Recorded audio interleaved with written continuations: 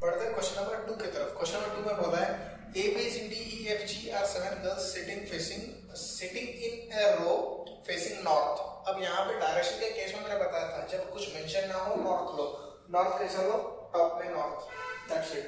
अब इसके हिसाब से हमको 7 गर्ल्स को अरेंज करना है, first, second, third, fourth, fifth, sixth and seventh. ठीक है, तो ये हमारा सिटिंग अरेंजमेंट है फेसिंग टुवर्ड्स द नॉर्थ। तो अगर नॉर्थ का आपको दिया है तो इसका हिंट क्या है ये समझिए। क्या इनका लेफ्ट और आपका लेफ्ट सेम होगा, इनका राइट आपका राइट सेम होगा, ये एक समझने वाली बात है। इसके हिसाब से क्वेश्चन क्या है देखिए। क्वेश्चन का पहला sentence, D is immediate right of C। D जो है C के इमीडिएट राइट में है, पहला सेंटेंस। दूसरा, E and A are neighbors of F। अब ये सेंटेंस बड़ा अनसर्टेन है। देखिए क्या बोला है, E and A are neighbors of F। तो ऐसा हो सकता है E and F are neighbors of F। Case number 1 ऐसा भी हो सकता है या तो फिर ऐसा भी हो सकता है, मतलब ये अनसर्टेन का केस है। चलो उसको बाद में देखेंगे। Next, B is immediate left of C। क्या बोला है, B is immediate left of C, okay, and on the second place from leftmost end। leftmost end से second, तो यहाँ पे B आएगा।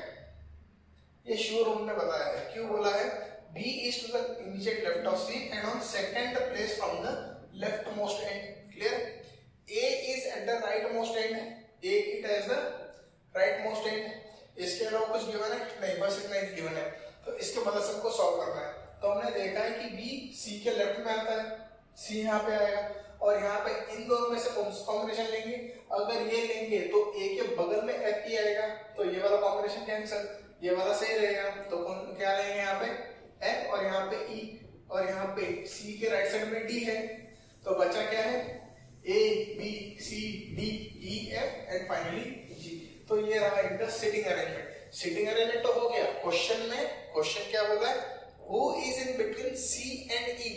C और E के बीच में क्या है, C और E के बीच में है D। क्वेश्चन नंबर 1 का solution. Question number 2, Who are the neighbors of G। G का नेबर क्या है, यहाँ पे कोई भी नेबर नहीं है, इसका एक ही नेबर है, मतलब कौन, B।